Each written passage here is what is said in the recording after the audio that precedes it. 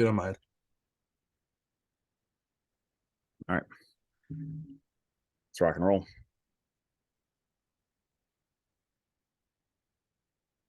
All right, and welcome back to another episode of the Amazin Citi. It's Antonio Slater. It's Jack Ramsey. Episode Who the Hell Cares? I mean, Jack. 63, I think. What? That game was insane.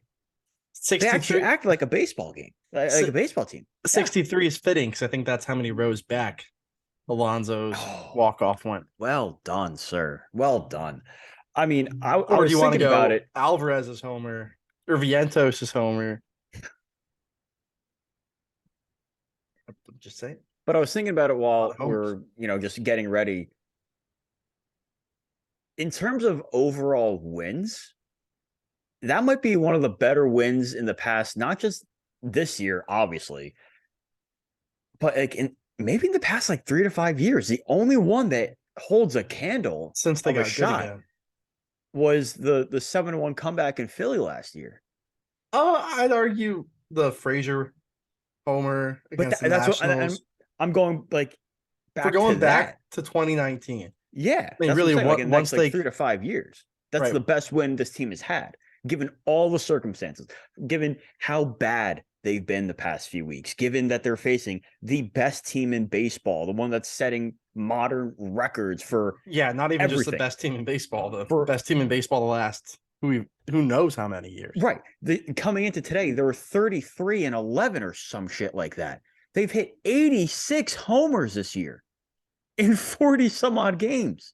They have the best staff in baseball. They have the best lineup in baseball. And not to come back, the best manager in baseball, the best front office, the best infrastructure, everything. You got the best start of the year from Kodai Senga, who was awesome. 6 innings, only the 1 run, I think only 2 walks, 12 strikeouts. I think he walked Franco twice and then had another one in his last inning. I think you're right. I mean, he was incredible.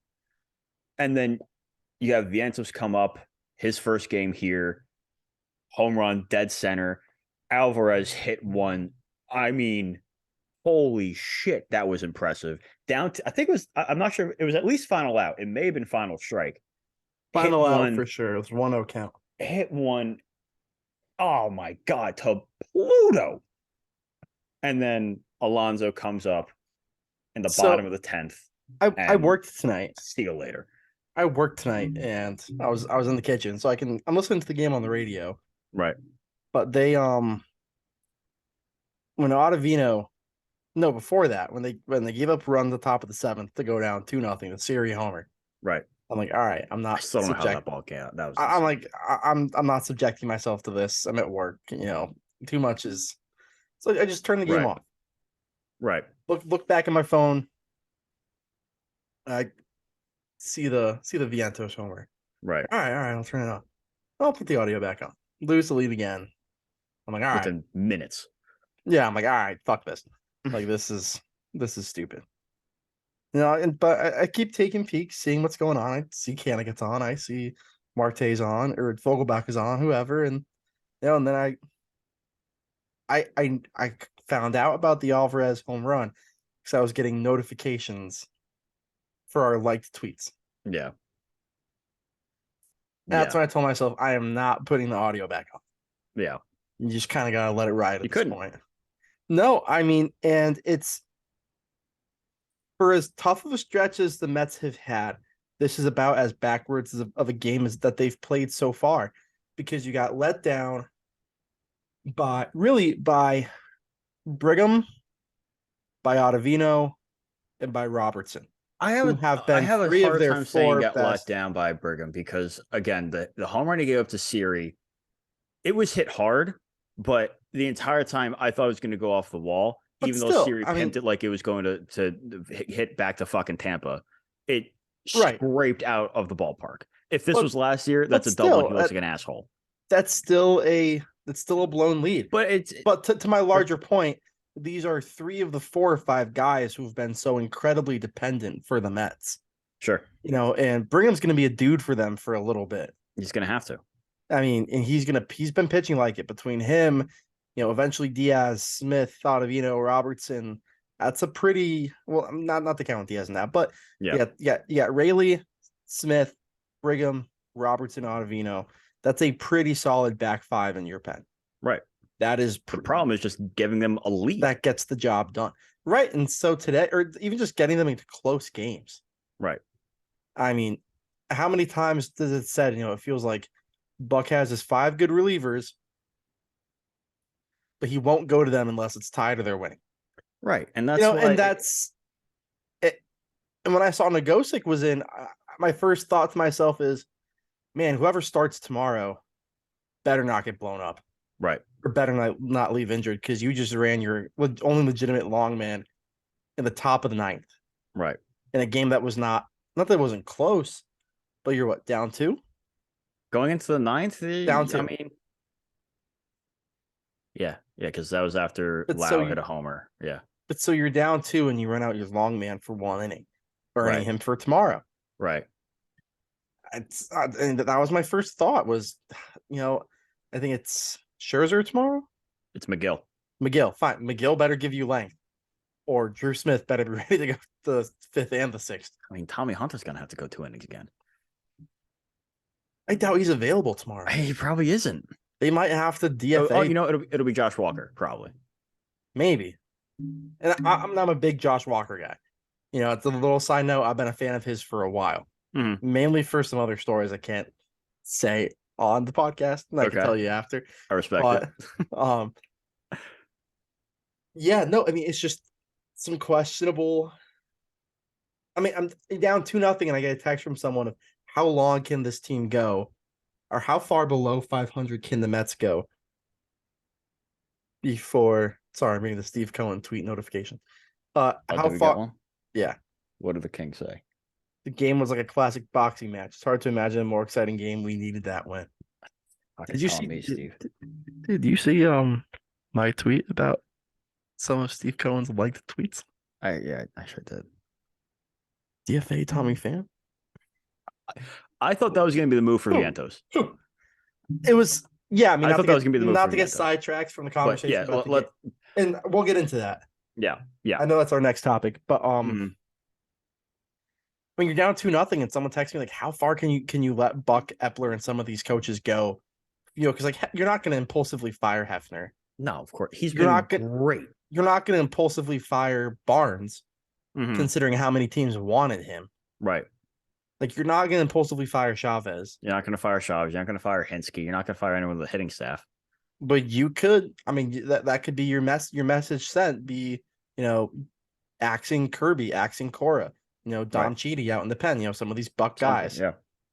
Just to send the message of pick it up or you're next. Yeah, I think. But then the fact that you have these late game conversations of shit, someone's got to get fired soon, and they end up winning the game. Yeah. And that's what was incredible.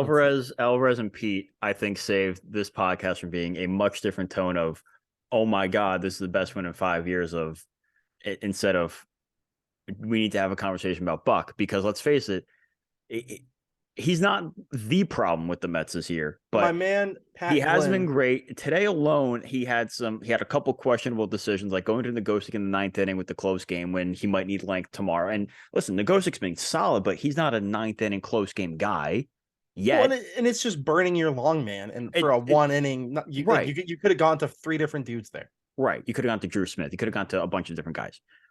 And also, the Vogelbach, at the time, you had your best. You had your best opportunity to score a couple runs. You're hitting the piss out of the guy who was pitching for, I don't remember. I think it was Kevin Kelly for the Rays. You have Jake Diekman up in the bullpen. Guy's a disgusting lefty. Why did you go to see Vogelbach? where his Savant page, his first game with the Rays, 12 of his 14 pitches, they couldn't even detect what type of pitch it was. The Rays are they're inventing pitches. Now, for DFA'd relievers, and I know you said you were working. Did you get to see the Vogelbach at bat? No, but I saw that he looked at 3 dick high fastballs. It was terrible. But so he took the first pitch, got lucky, called it a ball, and then it was just slider, fastball, all on a tee.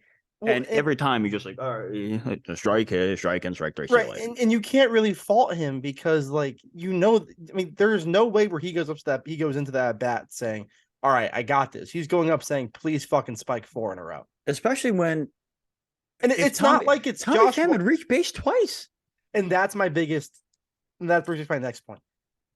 The lineup construction today, it's pretty clear. Buck's calling the shots. Ben Zosmer is one of the most well-respected and highly regarded analytics people in baseball. He's not handing Buck Showalter that lineup. Mm-hmm. And mind you, Buck's lineup construction today is not why they won. They won in spite of it. But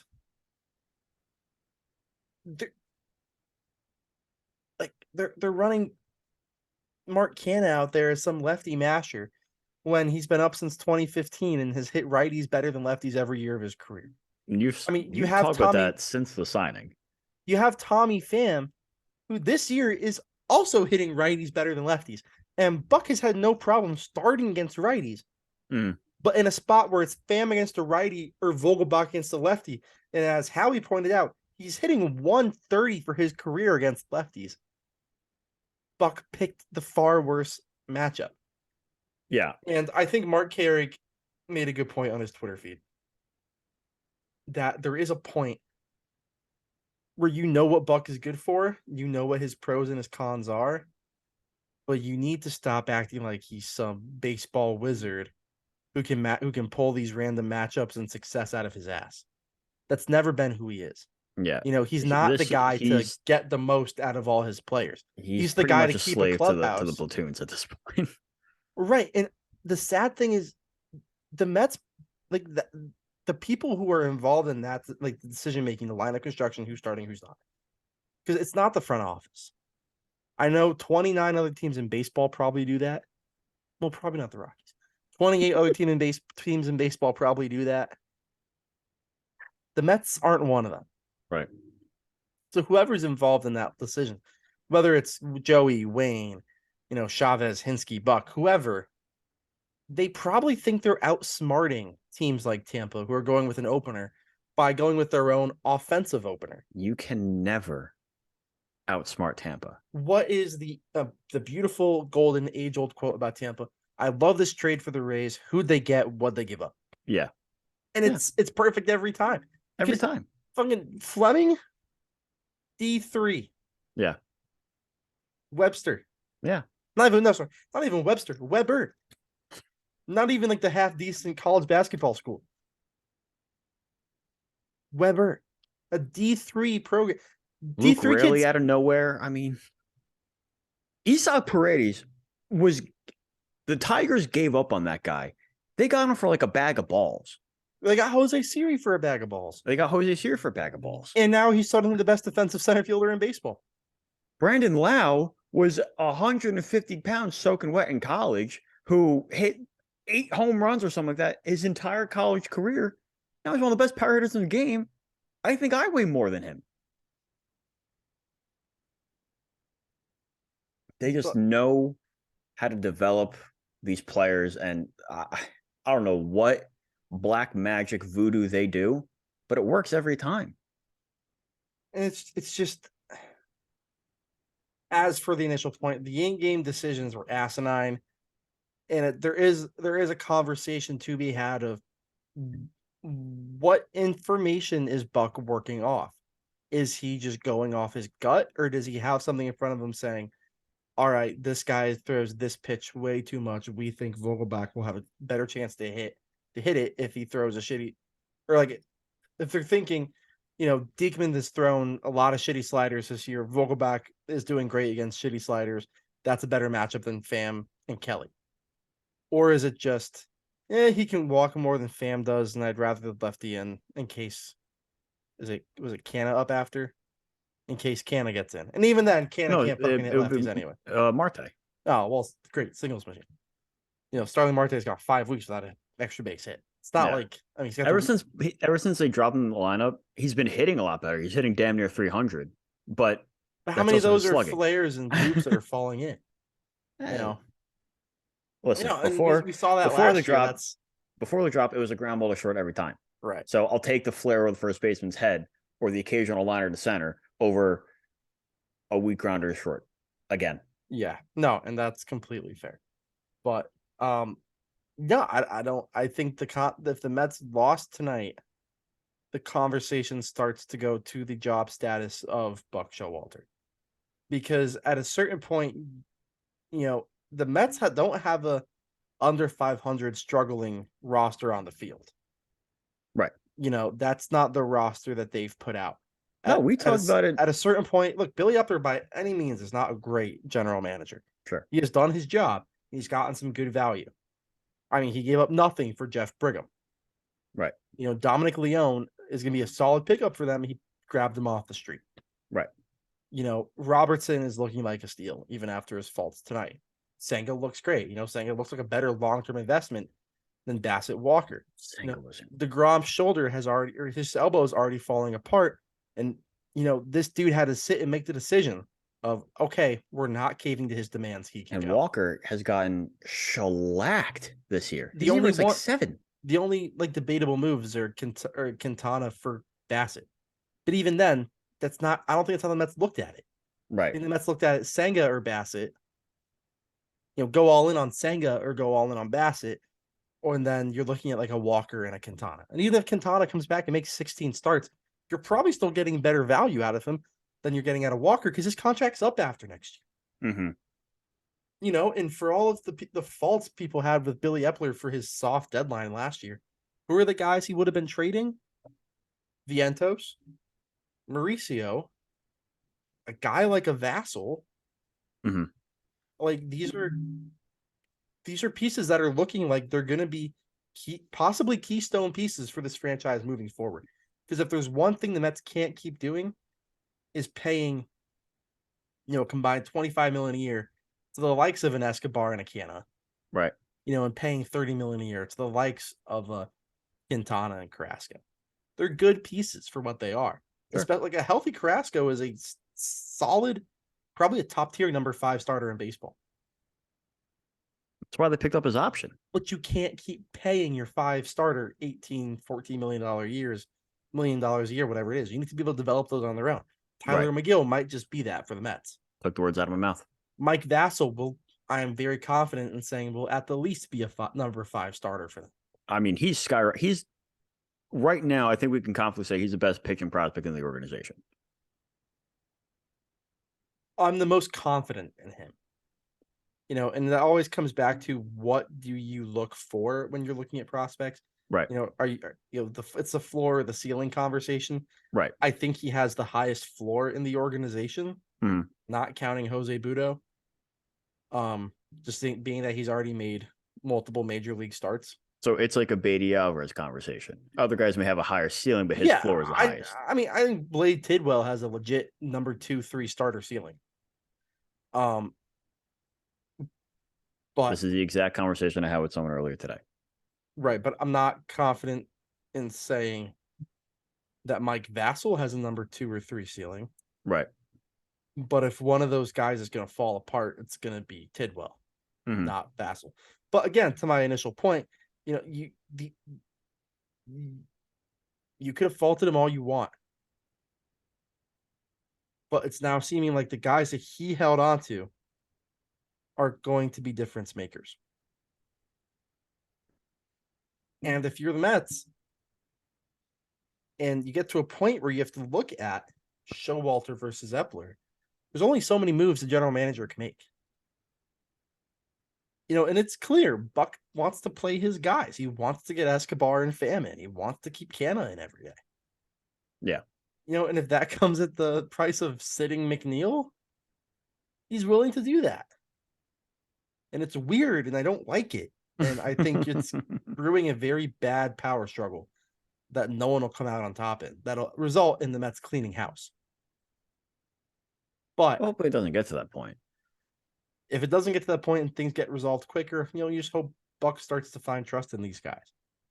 Or they just perform to the level of the back of their baseball card. That's what they did last year. Well, I'm just saying 101 games. The guys like a Beatty, like a Vientos. He doesn't have a choice in Alvarez. And when Narvaez comes back, I still think that'll be something that the front office puts their foot down on. Right. Because if you're looking at job safety, if shit goes south or shit hits the fan, Epler will have a safer job than Buck. Just because of how close Stearns and Epler are. Right. You don't want him going to Stearns and be like, look, dude, this place sucks. You don't want to work there. The moon and the stars are expected of you day one. You're given no wiggle room and no room for failure or mistakes. Like you want to play all the cards it's like I'd say it's like when the White Sox signed all of Manny Machado's friends. It might not have helped, including his brother-in-law. It didn't hurt. Didn't hurt their chances. It just didn't work. Yeah, it just didn't work. It probably won't work for the Mets if they do that, but it's not going to hurt. Yeah, like whereas it's a having lot Billy harder. Upper does that mean you're getting Shohei Ohtani? Probably not, but it doesn't hurt your chances. Does it mean you're getting David Stearns? Probably not necessarily, but it doesn't hurt. Yeah. But so you're saying there's a chance. The conversation we curbed earlier, of the move for Vientos, and with that the corresponding moves and ones they didn't make. Right.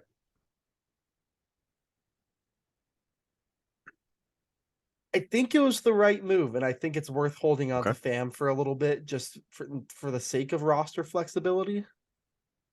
Just because you're not gonna have, you can take Guillorme off the active roster and not lose Guillorme.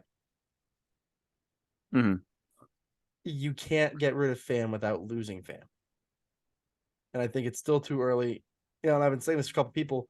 They're in a weird spot right now where if you're looking at Mauricio and Vientos, the body of work in AAA warrants a promotion.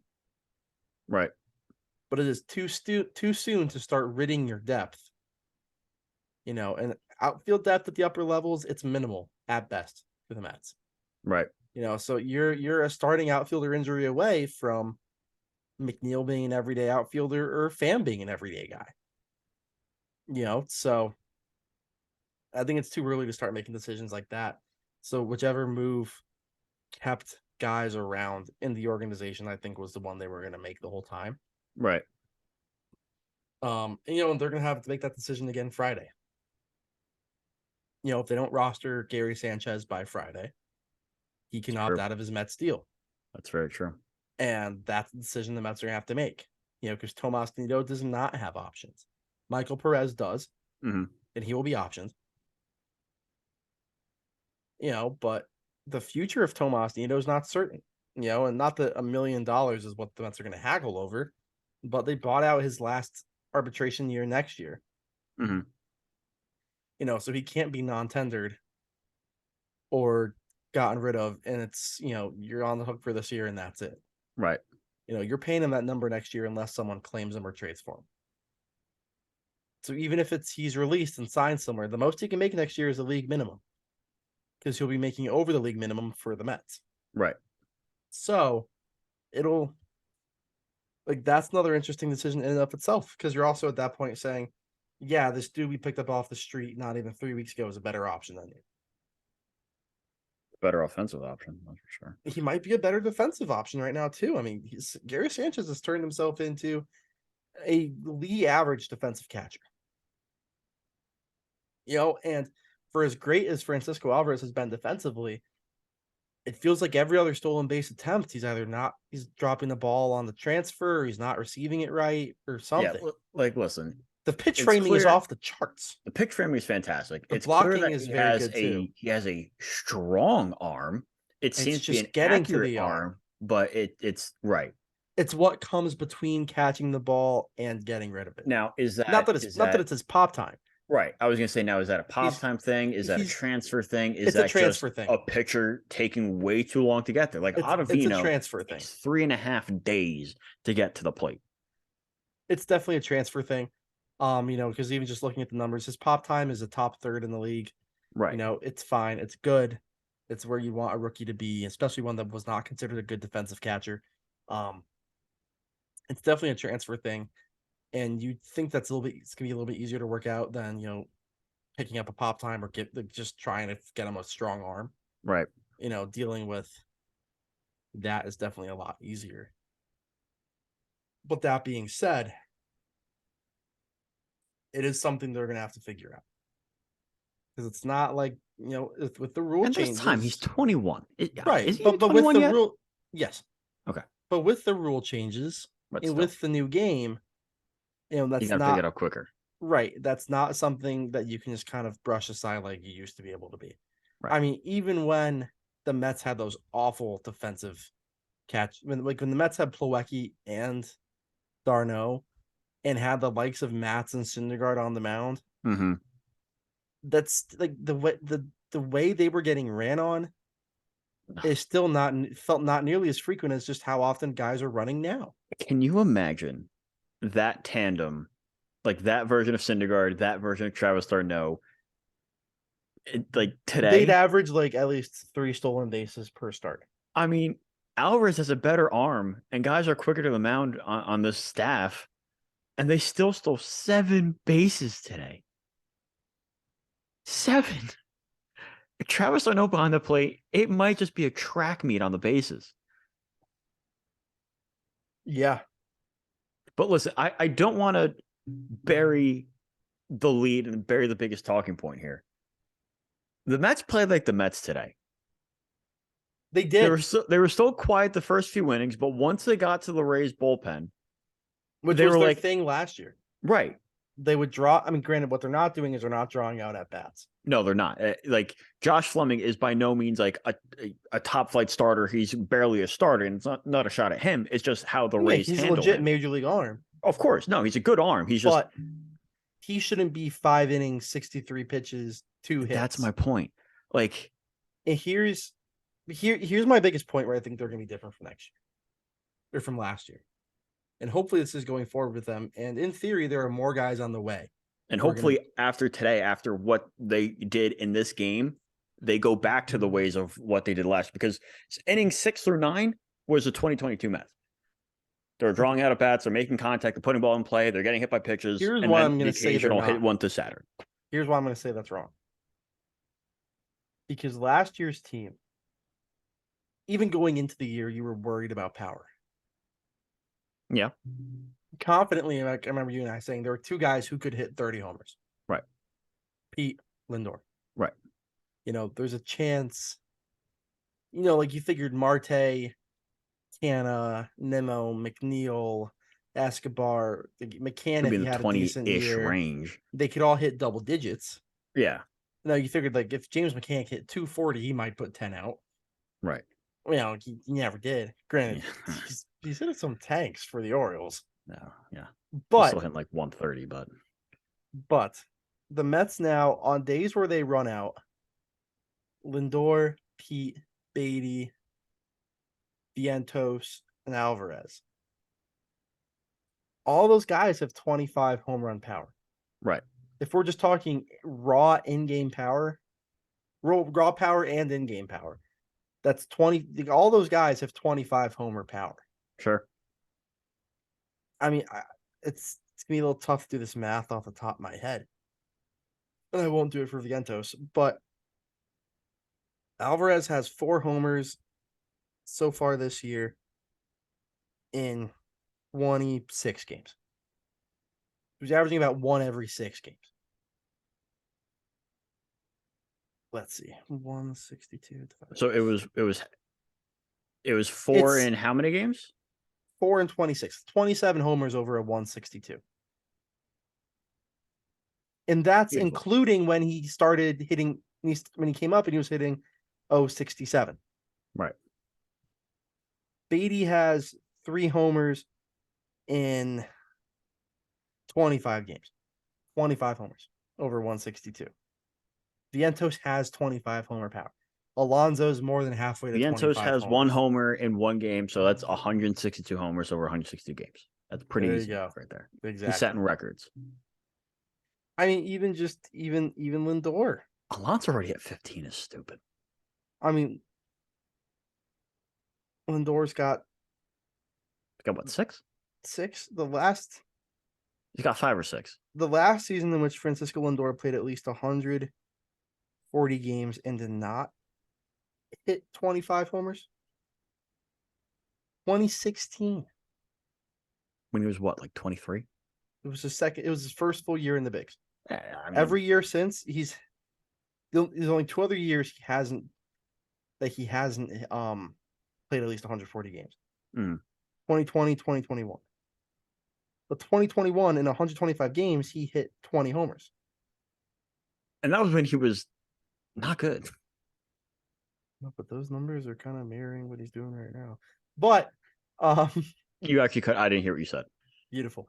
Right, but suddenly it's, I mean, not like how it was the year they randomly got Cespedes, and that lined up with Duda having one of his 10-game beyond belief stretches. Yeah. But suddenly there's just power up and down the lineup. And now you got 5 guys who realistically can run into one. And when Marte is healthy and doing his thing, that's another guy who can run into one.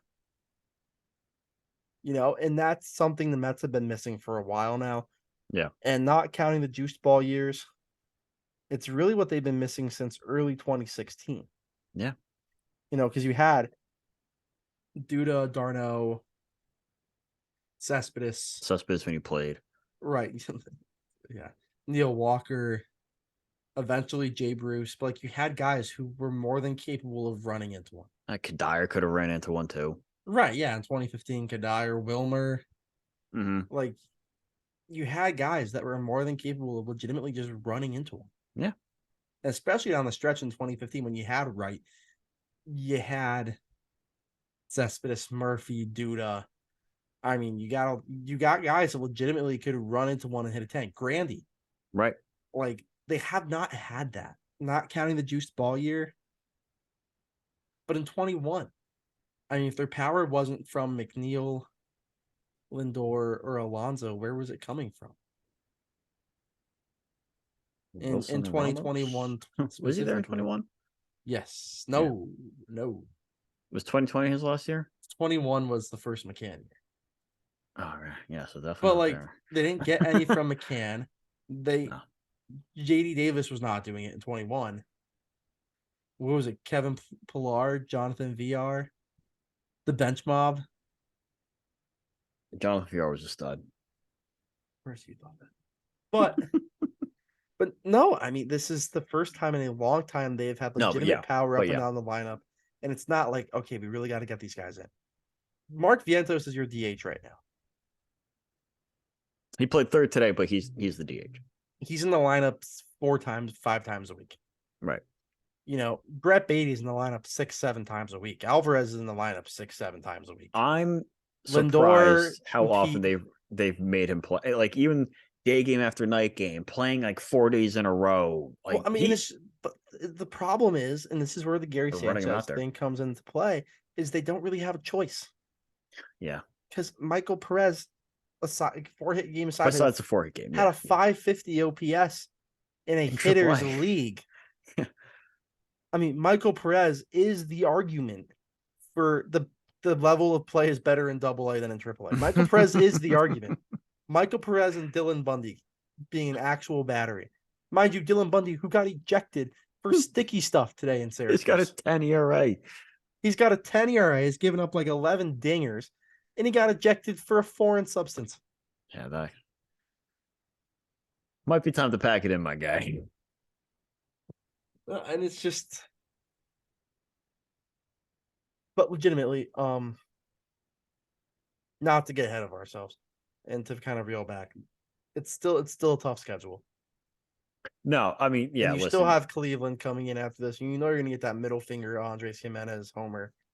Ahmed's going to hit he's going to hit for the cycle one day. I'm going to be there for the Sunday night baseball game, and the way the season's going, without a shadow of a doubt, Jimenez is hitting one in a critical spot right into my fucking lap.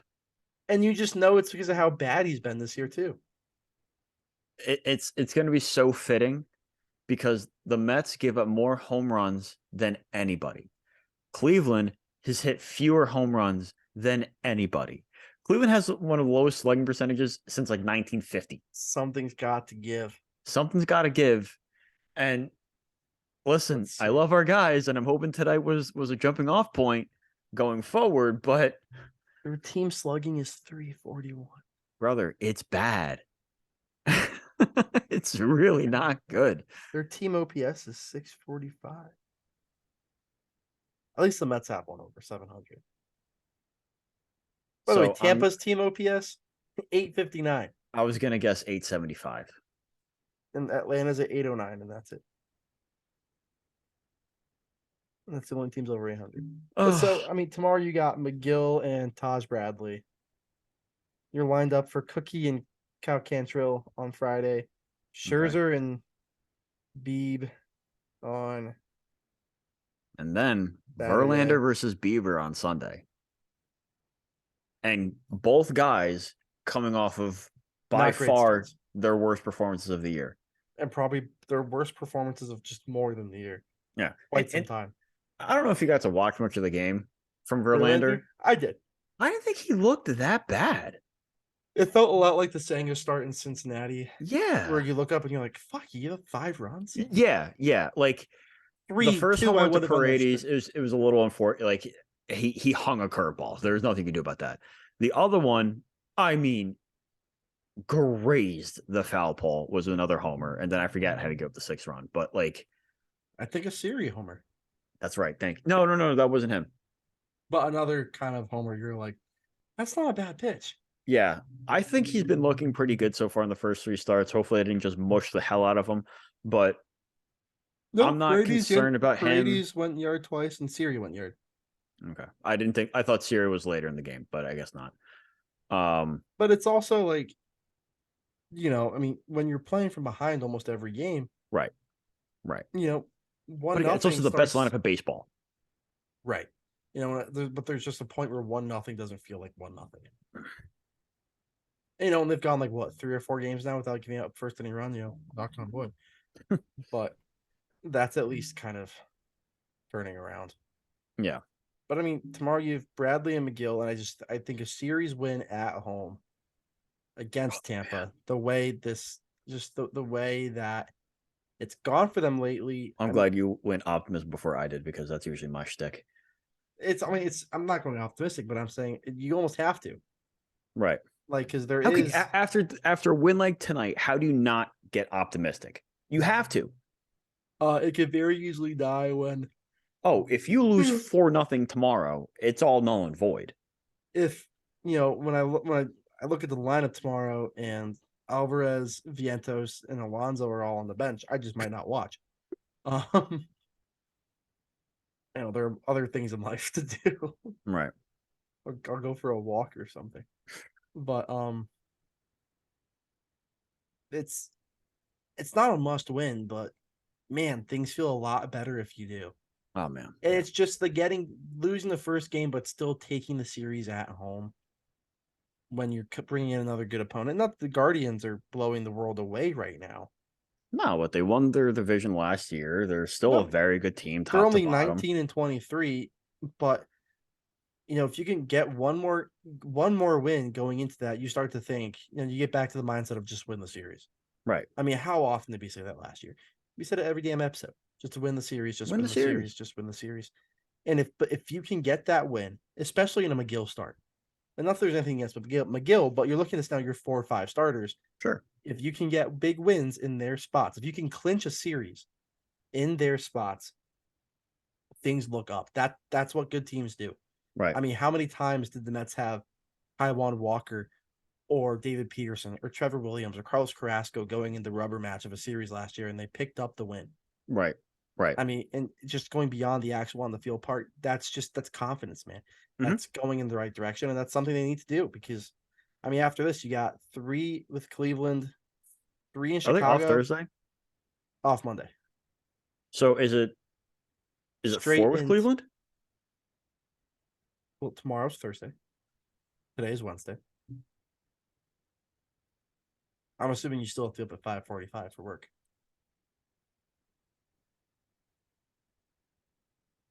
I thought it was Tuesday. What time do you work tomorrow? 7 a.m. But today is Wednesday. Tomorrow's Thursday. You have it's a 1:10 with Tampa. but you have 3 with Cleveland off. Then you go 2 Chicago, 2 Colorado. Then you go Philly, Toronto, Atlanta. And I mean, that Pittsburgh, New York, St. Louis looks a lot less daunting now than it did beginning of the year when you thought the Cardinals were just off to a slow start. But, the Yankees have not been great. And granted, they'll have Germán back by then, but I mean, it's immediately after this, you have it off, and then you go 6-game road trip, Chicago, Colorado. And, that's if you get the Cubs on a bad draw, you're getting Steele and Stroman. And Stroman's been shoving on what this Stroman year. you're going to get. Right, but if it's Stroman that started the year, right, that's a lot. I mean, Stroman's going to have he's going to have a chip on his shoulder unless he gets pushed back again. Damn, even I'm not throwing that shade. One of us. Oh, because it wouldn't matter. I'm too little. Remember? You're too short. Yeah, just little Jackie. But listen, height don't let it hurt. Positive vibes only. Good vibe squad. Other generic bullshit he puts on his Twitter. The anti-Semitism he puts on his Twitter.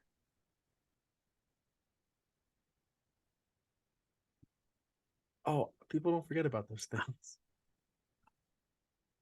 So the hot takes for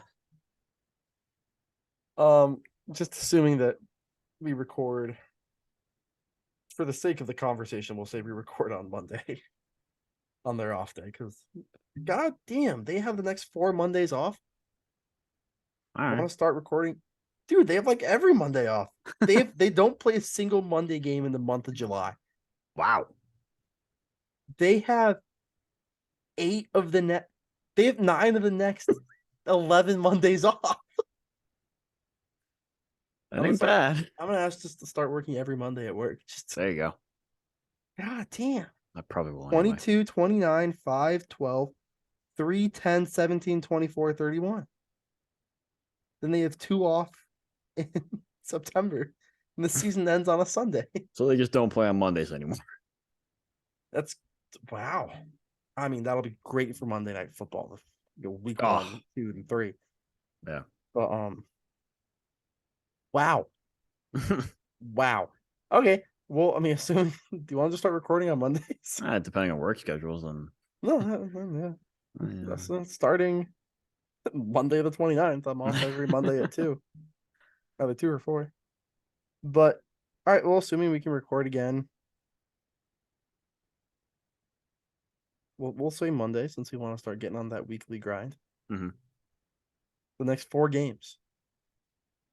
I will say Tyler McGill pitches into the 8th inning tomorrow. Yowza! And Starling Marte will have an extra base hit every game against the Guardians. Wow! Every game he plays. It's hard to predict the off days. It's fair, especially with Buck. But I'll prorate it since we're not predicting for 9 games. We're only doing 4. I'll get McGill into the 8th, and Starling Marte is an extra base hit every game he starts against Cleveland. It's tough when you're only going 4 games. Yeah. But I purposely did not say anything related to the big guys. The big names. Left them for you. Yeah, because I'm going to go big names here. Yeah, you're going to say some corny shit like Vientos, Alvarez, and Beatty all go yard against the Guardians. I'm going to say Scherzer and Verlander have back-to-back scoreless outings. Got one more, or you only going 1? Or, well, I guess it's 2 people. That's 2 guys. And given how bad this rotation's been, I think that's a pretty bold statement. I had someone telling me today that Scherzer's hanging on by a thread. Which, I would have got a week ago. I had someone tell me that he just went 5 innings, 6 Ks. That Scherzer needs to be sent down to AAA. Oh, how that works. AAA. That, buddy. To be caught by Michael Perez. I got news for you, friend. When you're making $43 million, you don't get sent down. Especially when you got a player option for next year. And you're damn near 40 and are a Hall of Famer. That you don't get sent down. You either play out your contract or you retire. Or you pull the Miguel Cabrera and just not play. Yeah, give yourself a retirement tour for a year and not play. Just collect a paycheck. It's play twice a week. 25-man roster. Nah. That was damn near into June and hasn't gone yard yet this year. And Miguel Cabrera. Does he have any extra base hits? I don't think he's fast enough. I'm gonna find this out. He might get thrown out on a home run. Oh Christ, lacrosse! I just went to Baseball Reference. I just typed in Miggy. I need to go to sleep. Let's see here. He's got 3 doubles on the year. Oh no! Oh no! You want to guess Miguel Cabrera's slugging for the year? It's in the 200s. Oh yeah, it is. 234. You're awfully close. 230. What's he hitting? 230? He's hitting 189. And that was before today, and I think he went like 0 for 4 against Rich Hill. So it's like a 0.41 ISO. It's or sorry, 0.041 ISO. Let's see. That'd be that's a Fangraph stat, but that's just the difference between average and slugging. Did you wait? What did you say? 0.41. Yeah, that's or 0.41. 0.041. That's impressive. Wow. Yeah. So the long and short of this episode is, tell everybody, we back. World Series back on. But also just don't tell them in case you're wrong, just to save. Right. Yeah. Don't like tell everybody, but the World Series is back on. Plan the parade. Make sure you're available in October for night games so you could watch them. That thing you can do in a phone call, like *67 or whatever, blocks the caller ID. Yeah. Tell people that way. Oh yeah, that's a good call. Leave a mysterious note. Mm-hmm. Make a fake email. Yep. Do people still use like pagers? Get red paint and paint it in a dark alley. Sure. Or like smear it on somebody's window. Get out to Citi Field because the Mets are back. Like that scene in the Winnie the Pooh movie. Did you ever watch that? Winnie the Pooh, Blood and Honey? No. That's the one where Winnie the Pooh is like a mass murderer. No, I'm aware of it. I watched it like last week. Wasn't expecting that one. I watched it last week. You're gonna quote Cocaine Bear next? That's next on my to watch list. Same here. Hey man, I'd be a liar. You know me, between January and May. For the most part, it's school, it's work, and it's the podcast, and that's about all I have time for. Mm-hmm. So I have a lot of movie watching to catch up on. I just don't watch movies. Got my girlfriend to watch Flushed Away last night. Never seen it. It's some crappy DreamWorks movie. Not crappy, it's great, but it's in that great run of like animated movies in the early 2000s, late 90s. It's phenomenal. Love that for you. It's British Rats. It's great. We're sure it's not Ratatouille? No. That's French. Yeah. But yeah, we back. Hopefully. Just let the kids play, man. Yeah, that was fun to watch. And that's what you'd rather live and die with the young guys because you don't know what's going to happen. But if you're living and dying with Tommy Pham and Eduardo Escobar every day, you know what's going to happen. And for the first time, Pete Alonso said "fuck" on TV. I'm trying not to say that on my Twitter anymore, considering my new line of work. I don't think schools like it when their teachers are online screaming "fuck, fuck, fuck." See, I might even get in trouble for this. Mike, if you're listening, Mr. Michael, please. I mean, this.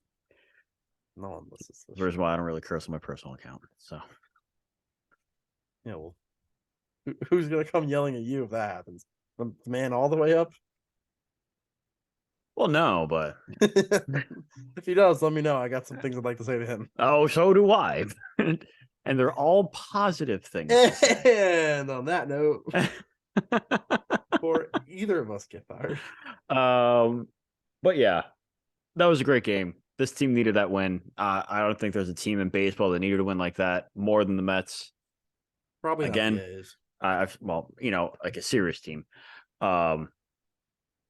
I've said it before. I'll say it again. This is probably like the 3rd or 4th time I've said it in this episode. Hopefully, this game was a jumping off point for the rest of the season, and they actually play like an actual baseball team the rest of the way. like they did last year. They won 101 games, and this year so far they've won 21. So they got some ground to make up. They've got some ground to make up. Everything is still wide open. It's still so early in this baseball season. A couple days ago was a quarter mark. Still have a lot of time. If there's two things Mets fans should know after last year, it doesn't matter who you play. If you get hot, you get hot. Yep. You saw what Atlanta did for 4 months. Mm-hmm. And sometimes just as long as you can get there, get to the finish mark and be one of the first 6 teams there, that's what matters. Look at Philly. Yeah. Being first play in May does not mean shit. Because over from 2021 to 2022, no one spent more time in first place in their division than the Mets. And they have nothing to show for it. Not a thing.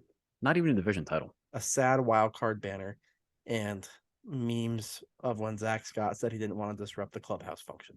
Yeah. And then his DUI. It means nothing. It means nothing.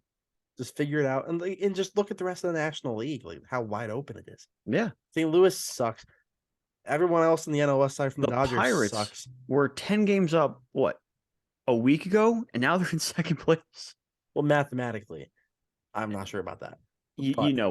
It feels like it. Right. I had to humble you. But, yeah. It's just like, it means nothing. It means nothing. Just start playing good baseball, right the ship, and things will work themselves out. Yeah. I mean, if the Mets spin off 7 out of their next 10, they're like, what, 3 over already? Around there in that ballpark, including 4 games over. So, I mean, if they go, because right now they're 2 games 6 under. 6-3 in their next 9, they're 3 games over. Right. Sorry, 4 games over. Yeah. And 4 games over right now would be the second wild card spot in the National League. Guess what? It means nothing. None of this means anything yet. We can check back in August. It's so far away from now. Even in July, you just have to be there. Right. So you can make some moves. Yeah. And that's when it really starts to. Right. You just have to be in it in July. You have to be able to justify in your post deadline. The biggest, you have to be able to justify in your post deadline press conference why you bought in. Just watching Alvarez home run again. My God, what a shot. You have MLB Network on or something? Yeah. Strange. Didn't picture you as an MLB Network guy, but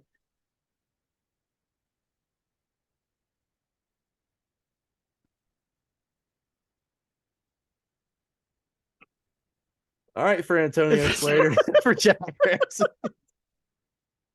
Like, comment, subscribe, retweet, tell everyone we're back. Yeah, and, since he's dead, LFGM.